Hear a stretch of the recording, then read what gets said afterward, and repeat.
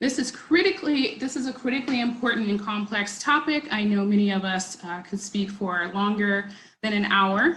So to keep us on track, I'd like to briefly outline the goals of tonight's event.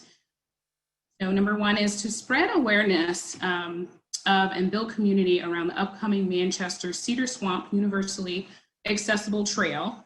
And second, to continue to highlight through moderated discussion, outdoor access and equity issues, both in New Hampshire and generally. I'm really excited for this conversation just to kind of know more about what's happening across the United States when it comes to these topics and how we can better align our resources and networks to build projects similar to these. All right, now that we've reviewed the goals of the event, I am going to briefly introduce our speakers for the evening. First, we have Joanne Glode. Joanne is a Southern New Hampshire stewardship ecologist for the Nature Conservancy in New Hampshire, who will be setting the stage for our conversation by providing a brief overview of the Manchester Cedar Swamp Universal Trail Build project.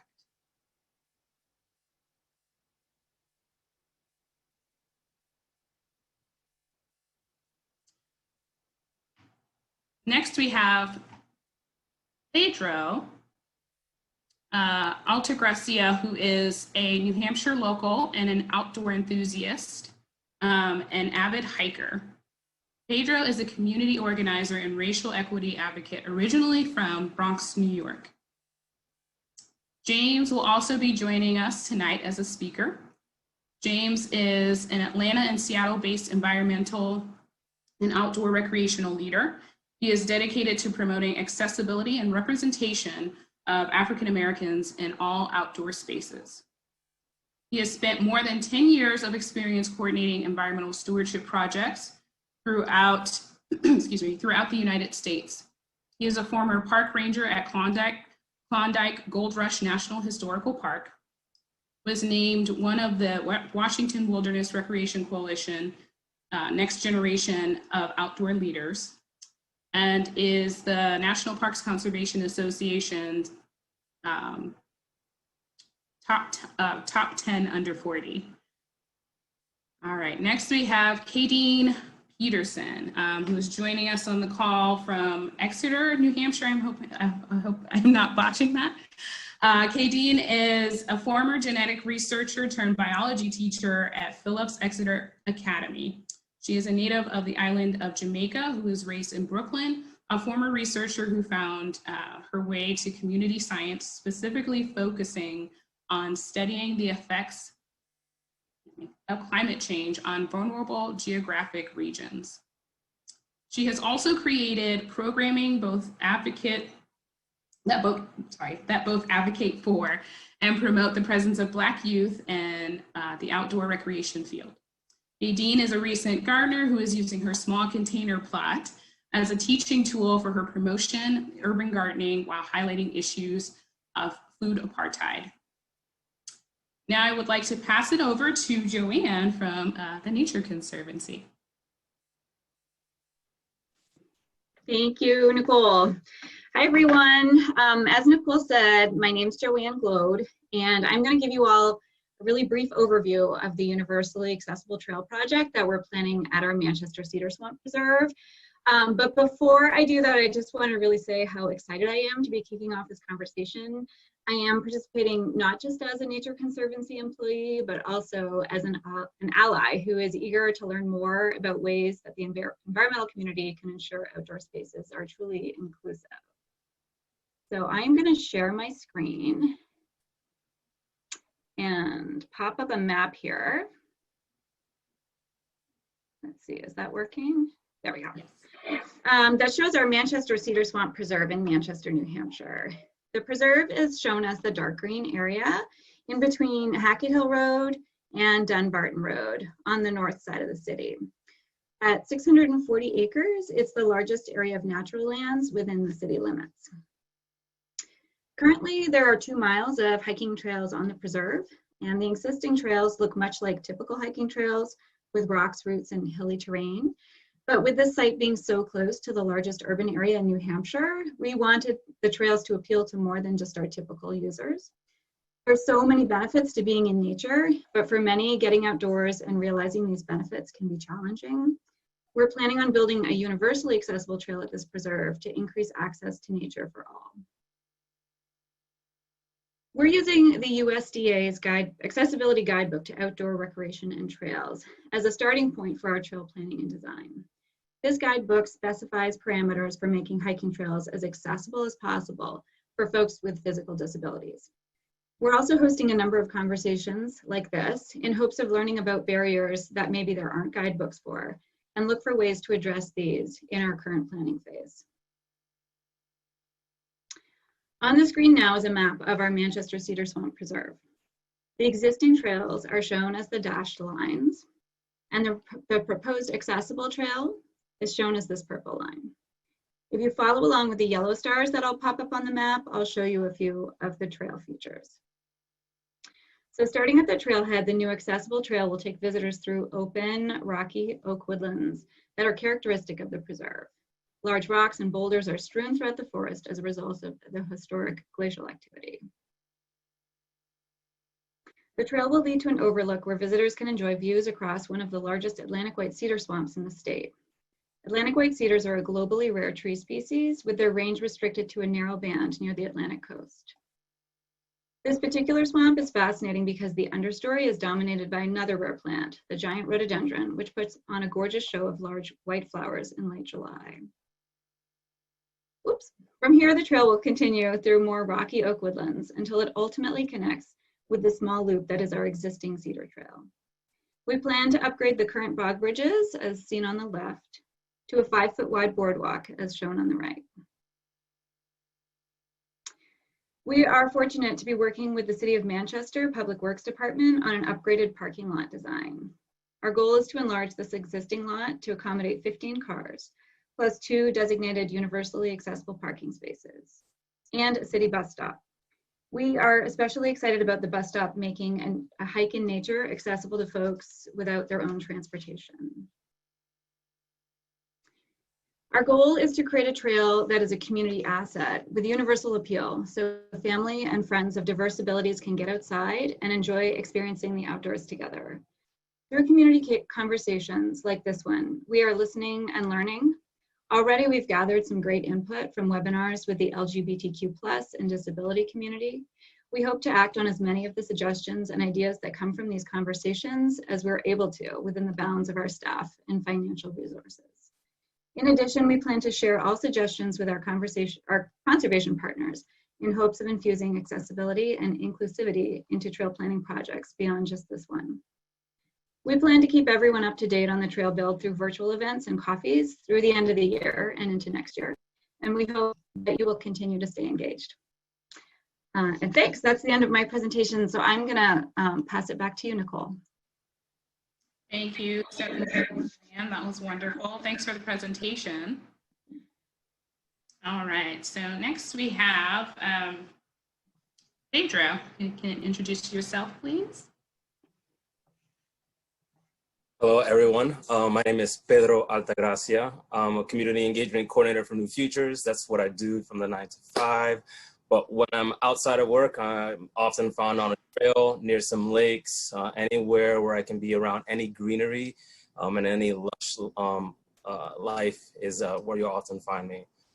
So part of the reason I wanted to join in this topic, I had the fortune to grow up with Dominican parents who grew up in very rural tin roofs, surrounded by lush environments.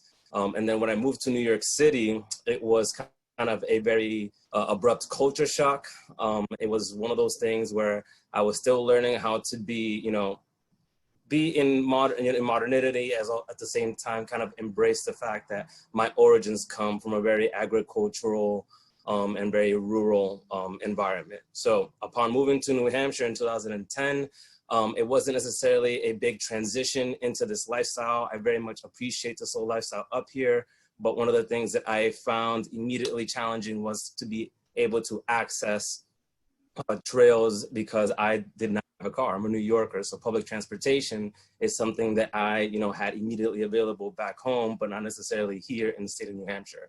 And for all those who are native here and who have moved here who are transplants, we all know that 10 months out of the year, there's snow on the floor. So it became incredibly challenging to find myself in spaces where I can find tranquility, find peace of mind without being able to get there. So the reason I am participating in this is because I'm a Black Latino male, and oftentimes I don't see people from my community on the trails. Now that I have a car, I have the ability to get to the White Mountains. I have the ability to go pick up friends in urban environments and bring them to an environment that they've never been before. But that process is still taxing. And the amount of people who don't have access to these trails, even within their own city. The Cedar Swamp is a great example of an opportunity that we are now presenting to a population that oftentimes separates the natural life and civilization from apart from each other. I mean, I'm sure that million of times that we've sent kids to camp for overnight stays or for the summer, as soon as they come back, the first thing that they say is, back to civilization, as if life itself can exist without the natural world. And we're here to kind of debunk that narrative, that we really need to kind of promote the enthusiasm within these communities to not only go to these natural spaces, but also make that process a lot easier for them. So that's pretty much it. I am a person who loves to be outdoors and would love and have seen a lot of benefits to my life in wellness, in profession, and in personal spaces due to my relationship with nature. So that's what I really want to kind of bring forward to this panel. Thank you so much, Pedro. And I too do actually don't have a license. I don't drive. I use public transportation, so it's hard for me to get to a lot of places, but I rely on a lot of friends and carpooling to do that. So I'm fortunate enough to have wonderful friends get me to places, outdoors, green spaces. So, all right, the floor is yours, James. Hello, everyone. James Owen King Jr. From Atlanta, Georgia. Currently reside between Atlanta and Seattle.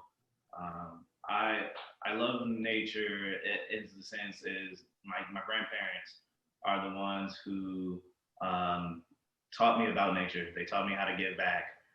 They have over a 50-acre farm in South Georgia and rural Georgia that was passed down through inheritance.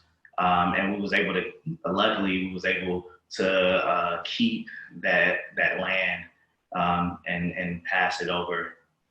So I can always say that I've always been outdoors, even from rural Georgia and living in the city of Atlanta, which has the most forested, is one of the major cities with the biggest forestry. I'm always being outside and not in the traditional ways and sense that everybody think about. And now I'm starting to get out and recreate and snowboard and everything else. But when I first got engaged, I was in the backyard and the creeks and streams of the city of Atlanta, not noticing how those small veins that ran and flowed through the city of Atlanta push into the Chattahoochee and go all the way down into the Florida Gulf. So I've always been connected in some type of way. And I always wanted to show those connections for youth. I tell everybody that I work with K through Gray. So I never wanted anybody to just say James King is just working with the youth.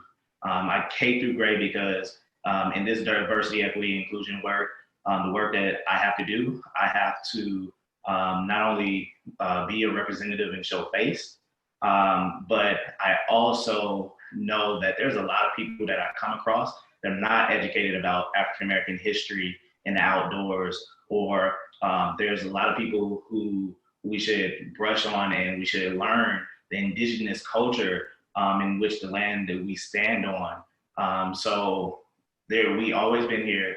We far as African Americans was brought to this country with knowledge before we came here, and we always been a part of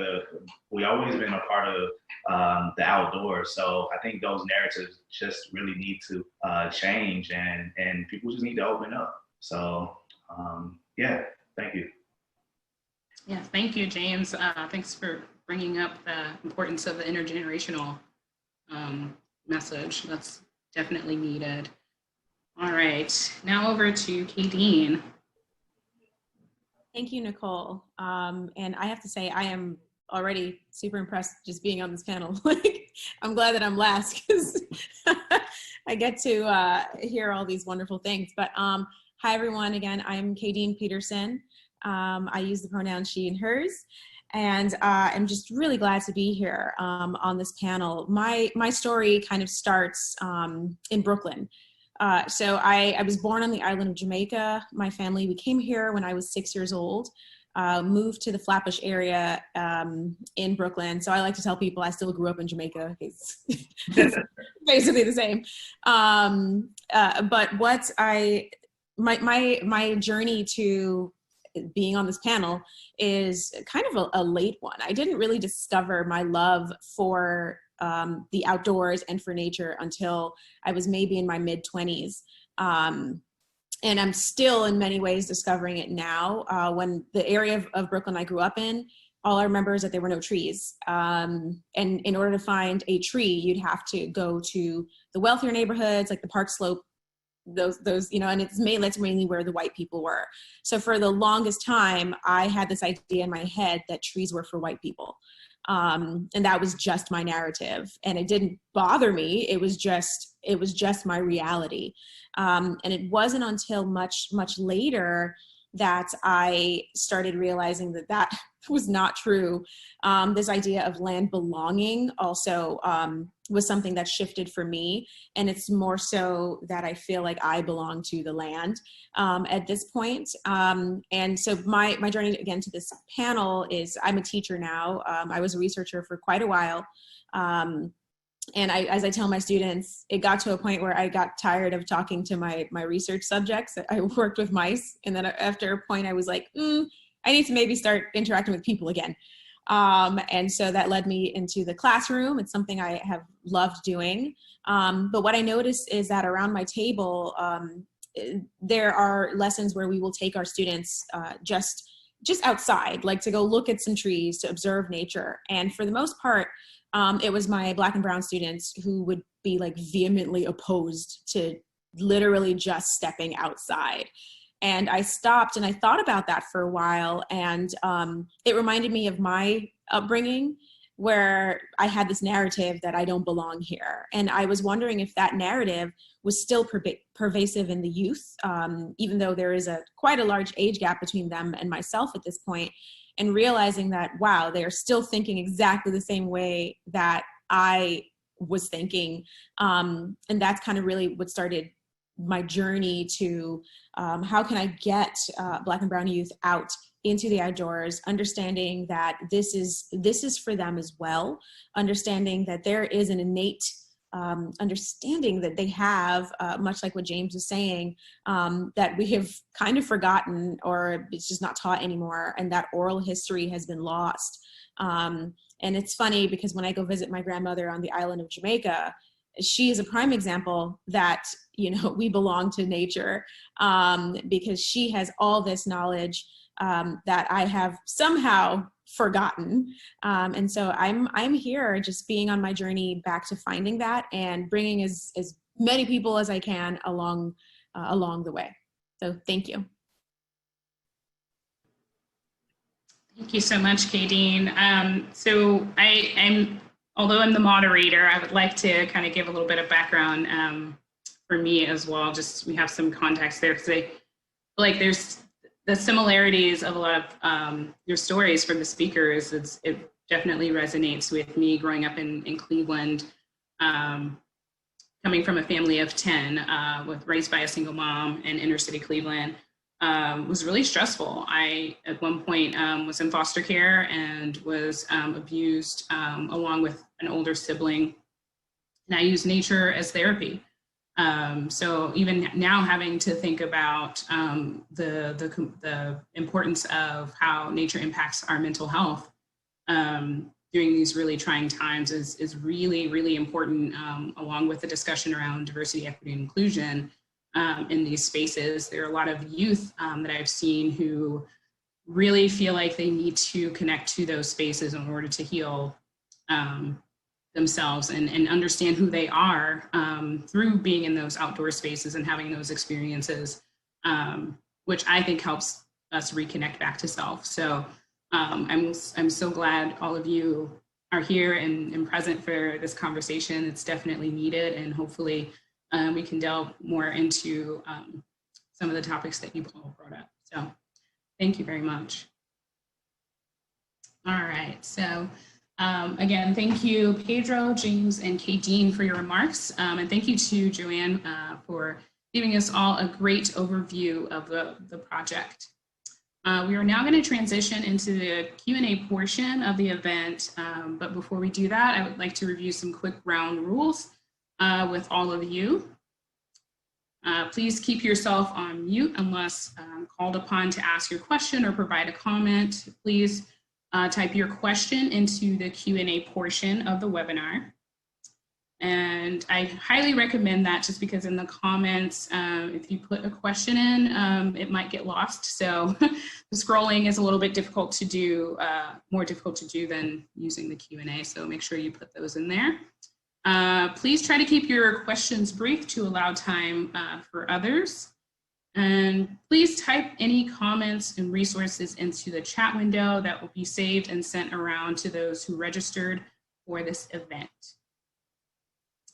Anyone on the phone who would like to ask a question should raise their hand by pushing *9, or sorry, pound. I think that's a pound. #9 to unmute yourself on the cell phone. You hit the icon with the microphone until it no longer has the line going through it.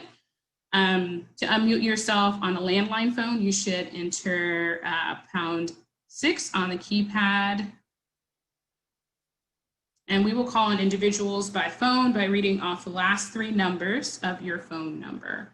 If we can't get to your question or comment today, please follow up with Sheila, who will be sending you an email shortly after this event concludes. Lastly, I would like to remind everyone the goal of today's conversation is, again, to spread awareness of and build community around the upcoming Manchester Cedar Swamp Universally Accessible Trail, and to continue to highlight through moderated discussion, outdoor access and equity issues, both in New Hampshire and generally. All right, so I will start with the questions here. So what is your response to the thinking that nature itself does not express bias against those who seek to enjoy it? So how can it become more welcome, or not sure if I'm reading this right. So so how can it become more welcoming? If you need me to read that again, I can. I think I possibly know where this person is going. First off, I think all our grandparents told us how to say hello. So we can say hello to individuals, especially when you are facilitating conversation, you're passing somebody on the trail, you can say, hello, acknowledge their presence. I think one of those things where it is I can't say sometimes it can be creepy, sometimes it can be not welcoming, is when somebody just, they see you and then they look away on the trail. It's just you and me in nature. So when we're walking on this trail, we can just acknowledge our presence.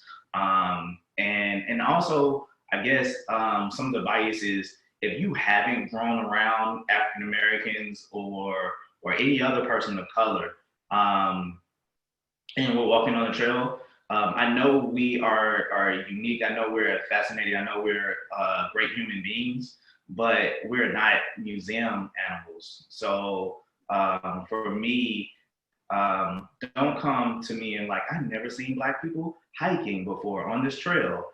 Because you're not on the trail 24/7. I mean, we can definitely have general conversations and welcoming conversations without, I guess, fantasizing, exoticizing someone in a creepy, I guess sometimes in a creepy way. So that's one of the things I said, just, at a basis, say hello. We can have genuine conversations on the trail. But Black people go hiking. Black people go. I just came from scuba diving with sharks, literally an hour ago. So like, don't say we don't do this. Find out and research. Google and YouTube is your best friend.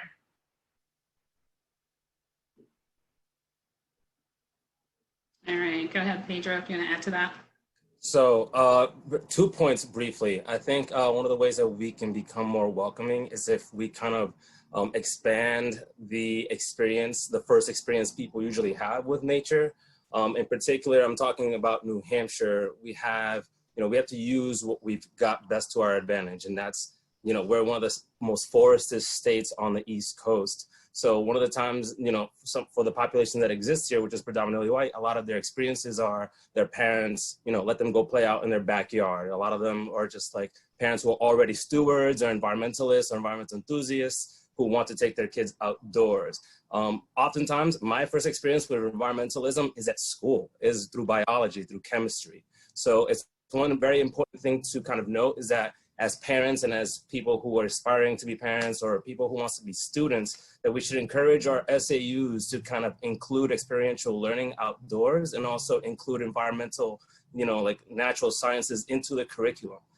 That being said, when you have people who at an origin, at very developmental ages are being exposed to not just the therapeutic properties that outdoors have, but also how fun it is. Like when we're talking about outdoors, it's very, an SAU is a school district, just to clarify.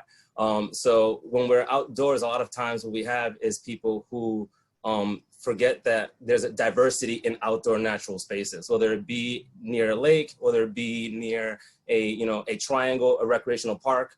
I don't know if people on this, who are panelists here or who are participants have ever seen a sky view of New York City. When you have, when you look at Union Square is that small parcel of land surrounded by buildings. And sometimes that's people's first experiences with the outdoors. So we kind of have to be cognizant of, people's first experiences and how we can then develop that relationship within nature between where they initially had their first contact with nature and then where it could go.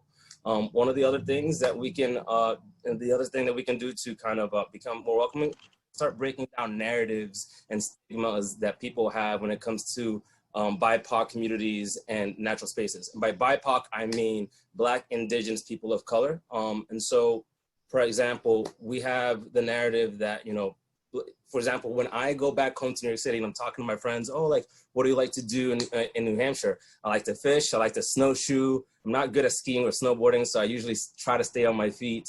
I'm out there kayaking, I'm doing a lot of recreational activities. And the first initial response, the reactive response, is those are things that white people like to do. So it's immediately assigning, these activities with a racial identity. And that's something that we should really try to debunk.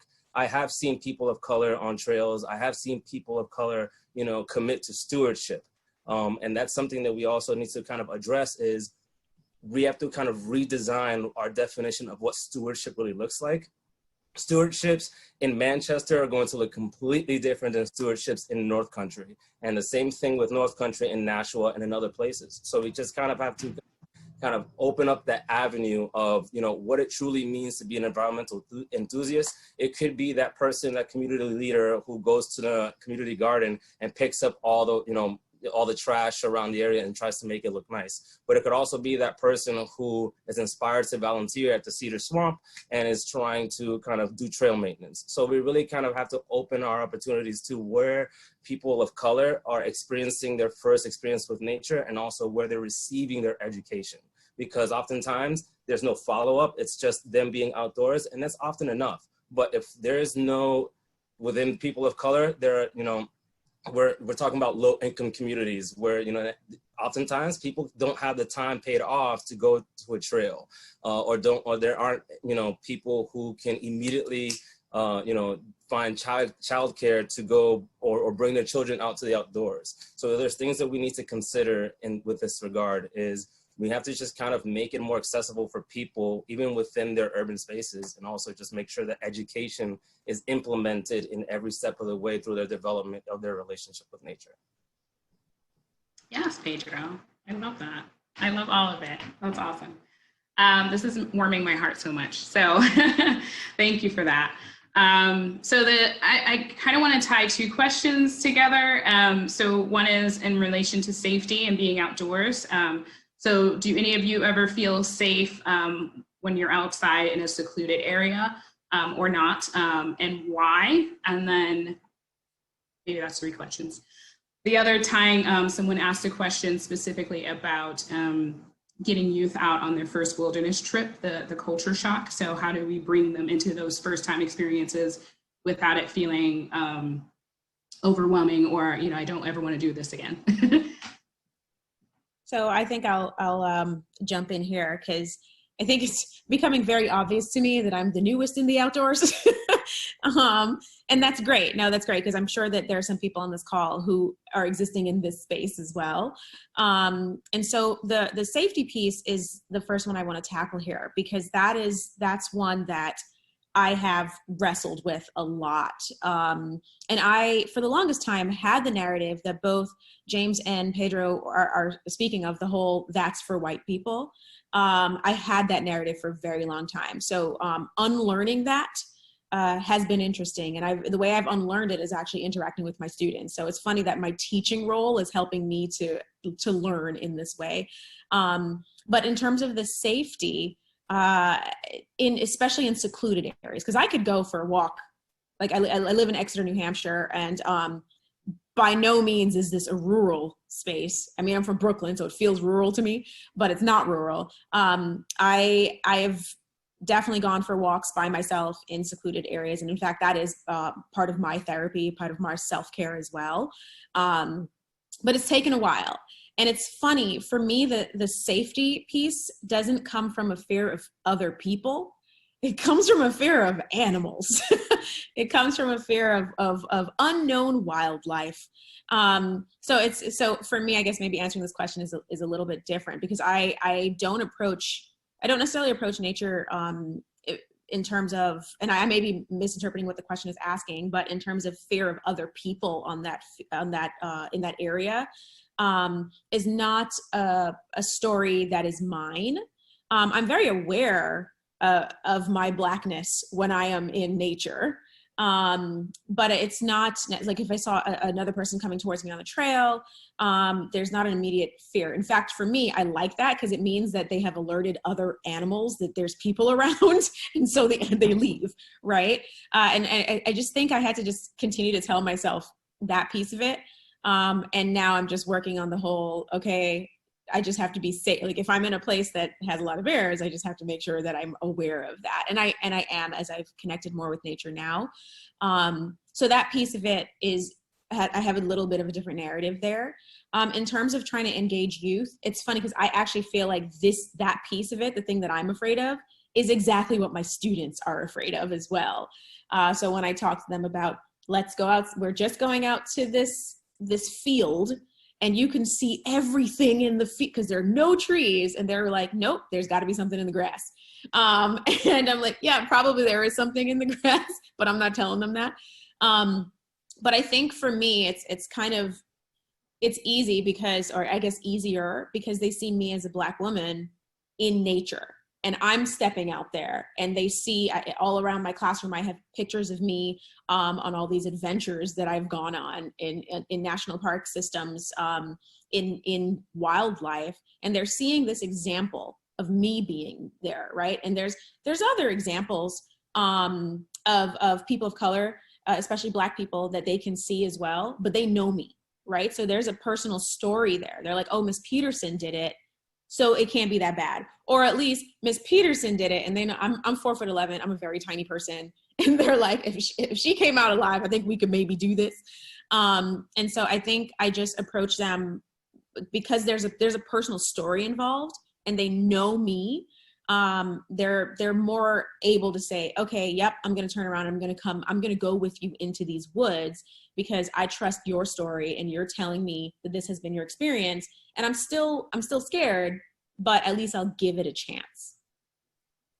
And I think like the care really ties into that, like with working with youth, like not necessarily feeling like you have to relate to them, but that you care about them enough to go through that experience, I think is really crucial. So thanks for bringing that up.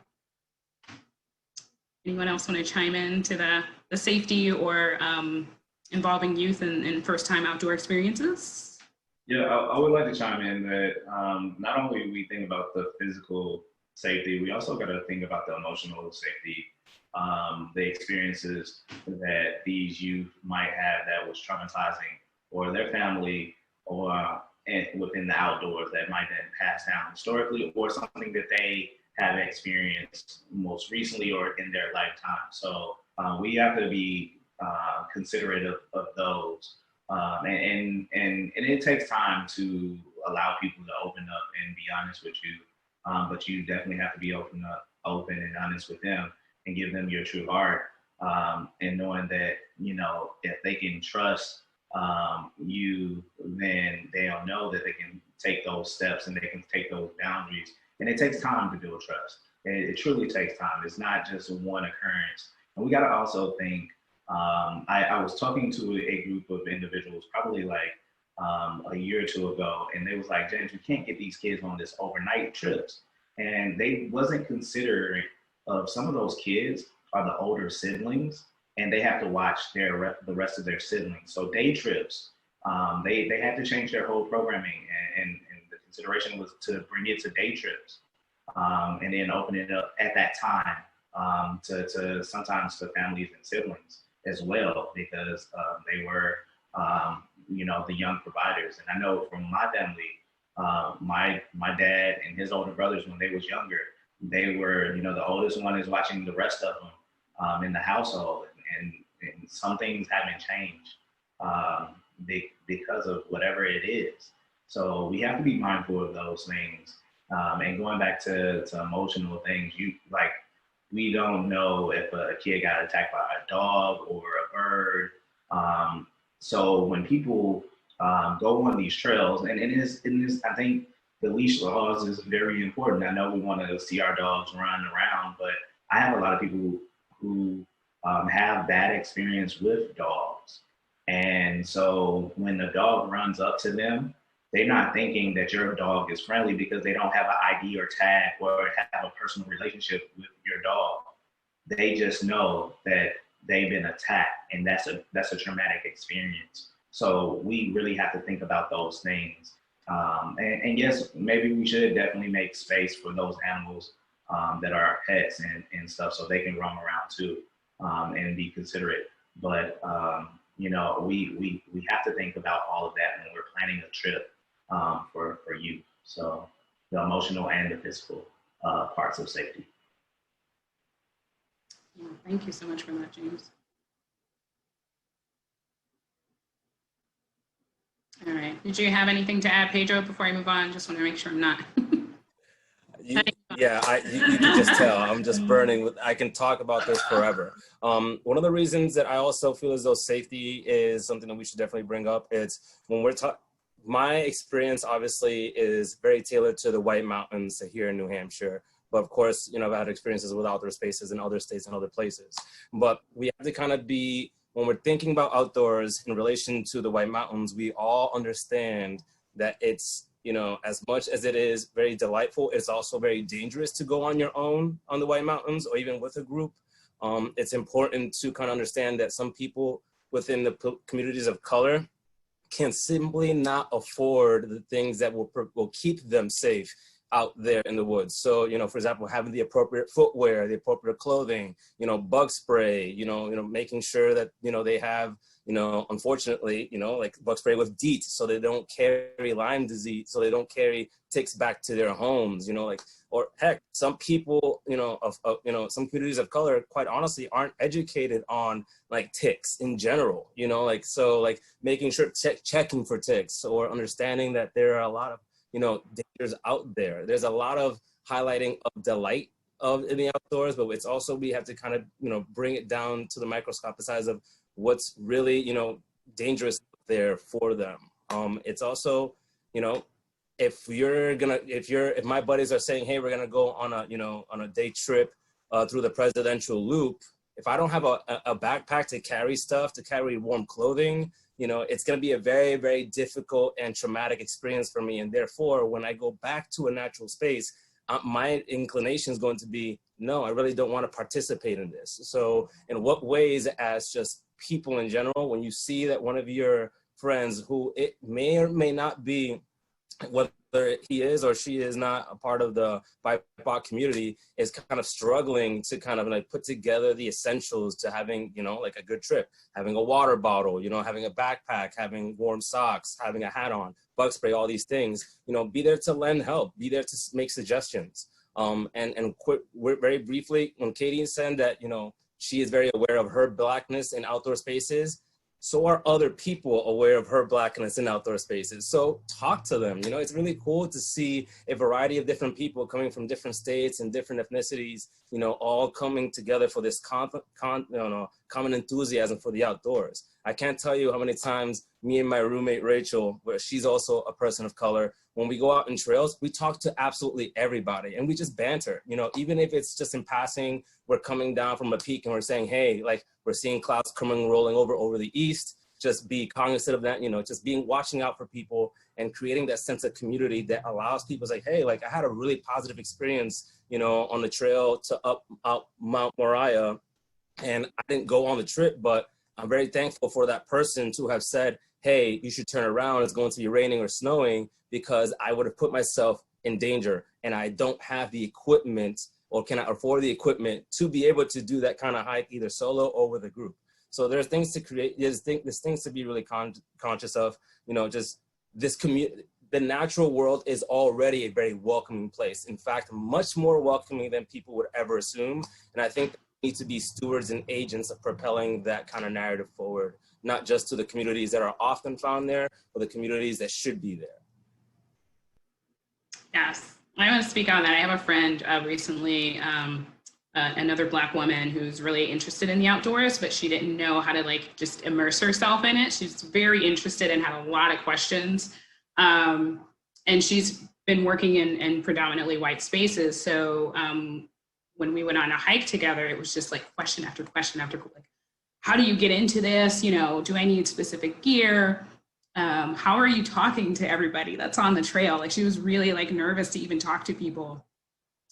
So even me noticing that, initially I thought it was just, we're all going to be together, we're going to have this awesome time, but realizing the stuff that she was saying was really things that were important to her and that she wanted me to acknowledge, and she wanted me to have that understanding that, hey, this is something that, I've never experienced, but I want to have more involvement in my life with nature and the outdoors. So even coming from that context of I don't know a lot and I don't feel comfortable and there's anxiety, I still want to learn, which I was just very that's awesome. Knowing that she had that enthusiasm with the uncertainty, it made me want to help her even more. And you mentioning the question around, the comment around nature being more welcoming than people helps us go into our next question.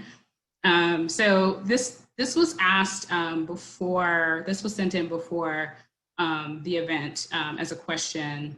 And I'm thinking about this as I'm reading it, but as an ally, what can I do to make nature more welcoming to diverse communities? And then there's a similar question. So that was from staff. And then Gabriel asked, what can I personally do to help make the great outdoors a more welcoming place for people of color and increase diversity in outdoor recreation? And I think that's an interesting question because it focuses on nature being welcoming, but not thinking about the person. So if anybody wants to chime into answering that, I think it's kind of giving two perspectives, but kind of helping us think about how we need to think about that question.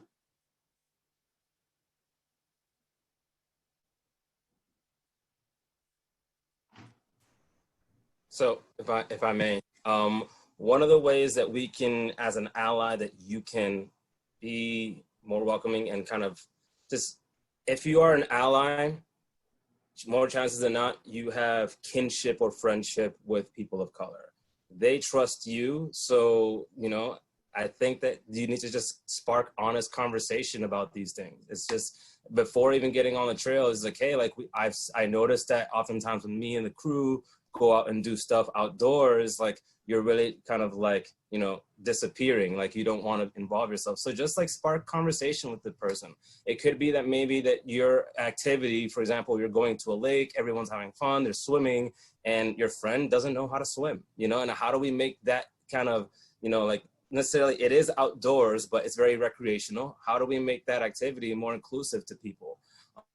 So for example, I'm not a strong swimmer, but for the last couple of summers, you know, I've been invited to, you know, spots where I can, in natural spaces, where people are saying, you know, hey, I'll watch for you, you know, like, go ahead and jump off this cliff, or like, I'll be here, so go ahead and swim from here to here. I'm here to catch you if you drown.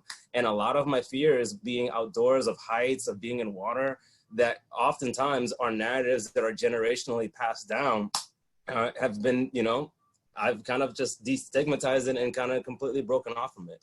So as an ally, one of the things that you can do is just, hey, like, if I, you know, let's go camping, you know, kind of like be that soft handoff from, you know, this person who has never really interacted with nature or is too afraid to, and kind of be patient with them. You know, I think that I think you'll find it that innately it'll be an organic click when you bring your friend out to the outdoors and you're you know, sharing admiration for the flowers and the flora you're seeing on the way there. Or let's say you, for example, I have friends who in a couple of weeks have never been up to the White Mountains or have never been to New Hampshire to visit me, and I've been living here for 10 years. And one of the reasons I'm bringing them up to here is because I show them pictures on Instagram of all, you know, of, you know, the foliage and the leaf peeping that people come up here to do. And that excites them. Those are things that people, you know, through social media are saying, wow, these are incredible sights, incredible views.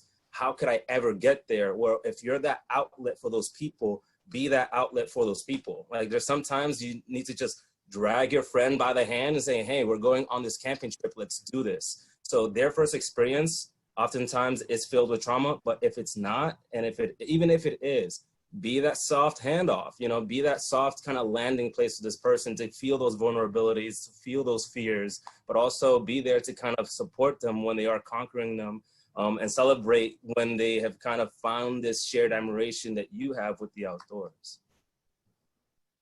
I think it's also important to, as an ally, to acknowledge your own privilege in the outdoors when you go and approach a person of color, right? And I know somebody asked this in the Q&A, and I answered by typing in, but this idea of my first experience really going camping, that wasn't like New York City versions of camping, but actually like camping. I felt so comfortable because the person who invited me, who was an ally, also invited another one of our friends who was a person of color. So there was a built-in, like, both of us were looking at each other like, what was that noise? Like, who are we gonna get eaten? You know, like, so that was, for me, it was really comforting. And I don't know if my friend who was the ally did this purposefully. All I know is that for me, it was really helpful to not feel already like, okay, you know, I was coming from this place of, I don't belong in this space. But having somebody there with me who looked like me was incredibly helpful. And so that was mediated through our friend who is white. So I feel like that might be another I guess I like this idea of the soft handoff. I feel like that for me was a nice little soft handoff to a nice landing place. And actually, that first camping experience was actually really awful. It rained the whole time, but I kept on going back. Like, I wanted to go back. Like, after we came back, me and my friend who was Black had something to talk about. Like, remember when we did that thing? That was actually kind of fun, you know? And so we were able to continue that conversation in a language that we knew, speaking from a Black woman to a Black woman, that was mediated by our white friend. So I feel like that's a possible way to do it as well. Go ahead. You just reminded me about a camping trip that I had some friends experience on a rainy day, and they talked about how horrible it was because of the raining, but they had the gear and also they had amazing food. So the food changed it, and it was like, we want to have this experience again on a dry day where, we'll have the food and the activities that they can do as well. So, I mean, food can change. Like, I don't know if, like, first off, when we're going on trips, figure out the abilities of the people who you ask to come on the trip, what abilities they have. Can they go 5 miles? Can they go 3 miles? Are they want to go car camping? What do you like to eat? That comfort food helps everybody. Especially when we're going through whatever we're going through, we all have our comfort food. So if somebody is possibly just like, we can go, I can try camping. I mean, let's try to get a comfort meal that we can cook and we can plan out so that person can definitely feel comfortable. Give them the itinerary. Let them see, let them ask questions, have answers to their questions. Don't just be like, oh yeah, we just doing this shit. Some people are down for that, but in reality, you just want to be transparent about what's going on, and transparency and allyship go hand in hand. Because if you're a great ally, you're definitely going to be transparent on what's going on, how it's going on, and you're not going to lead me down the rabbit hole where it's a bad experience and I don't want to go back. So that's how I think about it. How our allies can be great allies is really to be transparent and be flexible of what we can do and what we can do. So. And very quickly, just to align right what James said, like oftentimes the narratives that we're presented when we're living in our urban spaces or in our silos of, camping, which is a great way to kind of really introduce anyone who, whether it's an expert, someone who's never been to the outdoors. Oftentimes people think that it's kind of like backpacking when you're out doing like an ACT or the PCT, when you're just like out there smelly, running out of food, there's wildlife everywhere. Like we have to kind of, one of the ways you can be an ally is like, hey, like there are campsites where there are other people around. There are places where you can shower. There's places where you can get water. Oftentimes, if you're going on a campsite, there's a Walmart somewhere in the vicinity. There's a Subway somewhere. So in case of an emergency, you run out of food or beer or anything like that, you can go into town and you can bring back home with you.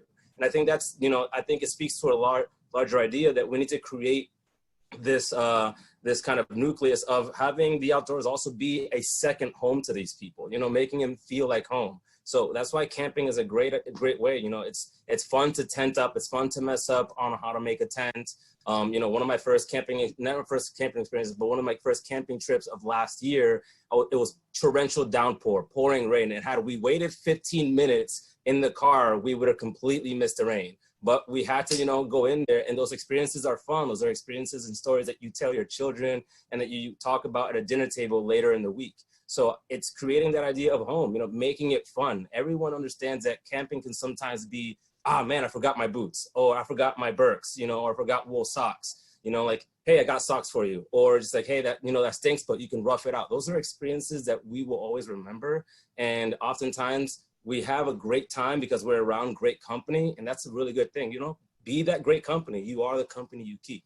So like, be that great company, and then at the same time, that person who forgot their socks, forgot that extra layer, was like, next time I'm gonna think, I'm going to prepare for the next time I do this. And already there you go, is the gears turning to them wanting to revisit this experience and make it better. And that's because, they make it feels like home to them. It feels like a fun activity that they want to do over and over again.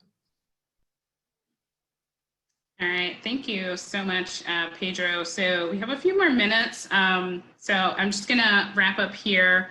And I wanna thank our panelists this evening for bringing their perspectives and stories into this conversation.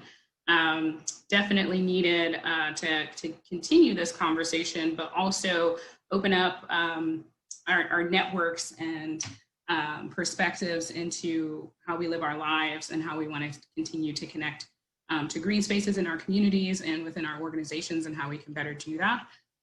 So again, thank you all, Kadeen, Pedro, and James.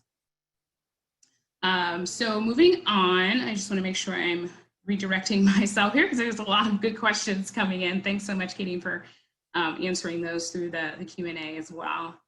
Thank you to everyone for participating today, and thank you to the co-hosts of this event, the Nature Conservancy and New Hampshire and the Appalachian Mountain Club. As I mentioned earlier, you will be receiving an email from Sheila tomorrow morning with a recording of this event, as well as information on upcoming virtual events. Please feel free to reach out with questions, ideas, or concerns, and thank you again for your help in ensuring individuals of all abilities and comfort levels can enjoy the outdoors. Have a good evening.